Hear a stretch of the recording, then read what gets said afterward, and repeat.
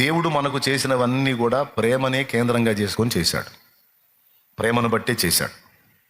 ఇప్పుడు మనం చేయాల్సిన పనులన్నీ కూడా మనం హార్ట్ఫుల్గా చేయాలంటే ప్రేమను బట్టి మాత్రమే చేయగలం. అర్థమైందా? దేవుని మహిమ కొరకు చేయండి, ప్రేమతో చేయుడి అన్నాడు. ఇతరులకు చేసిన ప్రేమతోనే చేయాలి. అదంతా కూడా ఫస్ట్ దేవుని మీద ప్రేమను బట్టే చేస్తాం. పక్కాడి మీద ప్రేమ పుట్టాలన్నా కూడా ముందు దేవుని మీద ప్రేమ ఉంటేనే పక్కాడి మీద ప్రేమ కలిగింది. కాబట్టి ఇతరులకు కీడు చేయొద్దన్నా, ఇతరులకు మనం మేలు చేయాలన్నా ముందు మనకి దేవుని మీద ప్రేమ ఉంటేనే అవన్నీ జరుగుతాయి.